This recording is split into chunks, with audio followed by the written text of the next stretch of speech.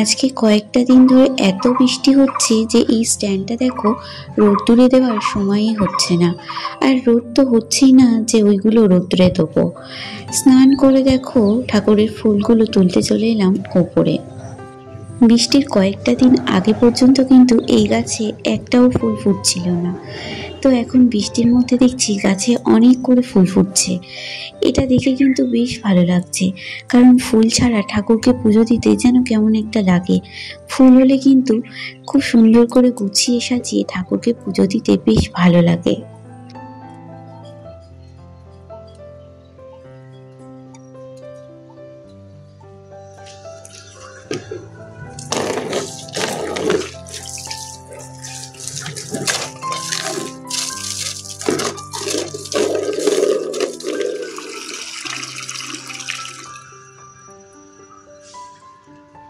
ঝড় বৃষ্টি তুফান সে যাই হোক না কেন, প্রত্যেকটা দিন কিন্তু ওপরে এসেই আমাকে ঠাকুরের সমস্ত বাসন পরিষ্কার করে ঠাকুরের জন্য জল নিয়ে যেতে হয়। ঠাকুরের বাসন ধোয়ার জন্য আলাদা করেই ঠাকুরের ওই কলটা আমি বসাতে বলেছিলাম, যাতে ঠাকুরের বাসনগুলো সেই কল থেকে মেজে ধুয়ে ঠাকুরের জন্য জলটাও নিয়ে যেতে পারি। তারপর দেখো বেরিয়ে পড়েছিলাম, একটু কয়েকটা জিনিস আনতে যাওয়ার ছিল, তো তার জন্যই বেরিয়ে গিয়েছিলাম।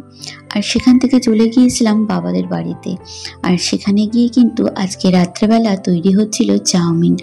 আজকের চাউমিনটা কিন্তু একেবারে দোকানের মতন বানাবো, তার জন্য দরকার একদম ঝুরঝুরে চাউমিন।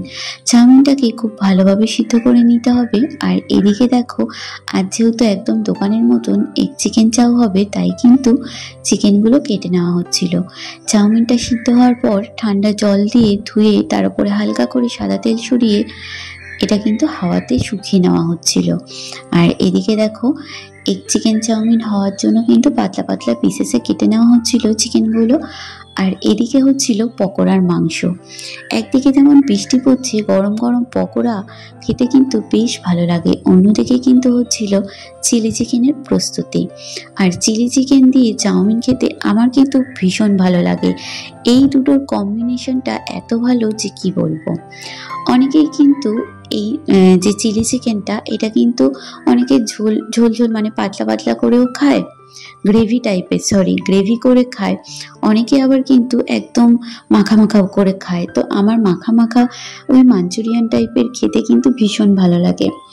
আর এদিকে দেখো বাঁধাকপি, এখানে কিন্তু সমস্ত সবজি, তারপর চিকেন, ডিম রেডি হয়ে নেওয়া হয়েছিল। আর দেখো সবজিগুলো আগে দিয়ে তার মধ্যে কিন্তু বাঁধাকপিটা দিয়ে দিতে হবে, ঠিক যেমনটা দোকানে হয় ঠিক তেমনটাই কিন্তু বাড়িতে আমরা করে নিচ্ছিলাম। খেতেও কিন্তু দোকানের থেকে অনেক ভালো টেস্ট হয়।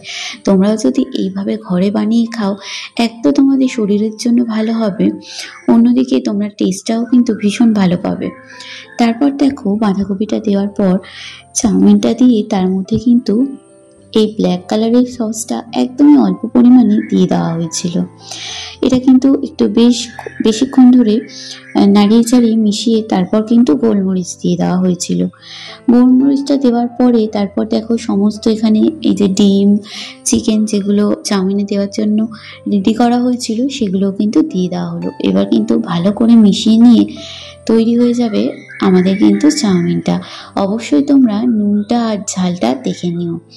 তো দেখো আমরা কিন্তু এই যে একদম সুন্দর করে চিলি চিকেন করে চাউমিন করে খেতে বসে পড়েছিলাম। বেশ ভালো লাগছিল, অনেক দিন পর প্রায় এই ধরনের চাউমিন খাওয়া হচ্ছিল। আর চিলি চিকেনটাও হয়েছিল সেই রকম, ভীষণই ভালো খেতে হয়েছিল।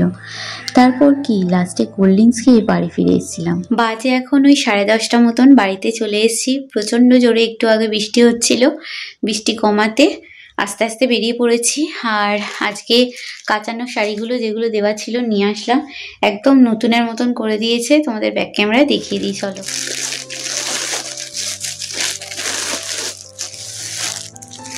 এই দেখো একদম পুরো নতুন হয়ে গিয়েছে শাড়িগুলো।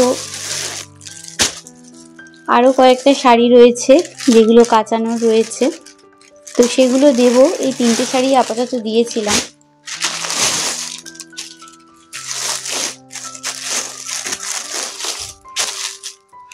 এই শাড়িটা না একটু ঝুমড়ে মতন গেছে। চলো কালকে আবার এখানে স্কুল আছে, তাড়াতাড়ি শুয়ে পড়তে হবে। তো আজকের মতন ভিডিওটা এখানেই শেষ করছি। আবার কালকে দেখা হচ্ছে তোমাদের সঙ্গে নতুন একটা ভিডিওতে।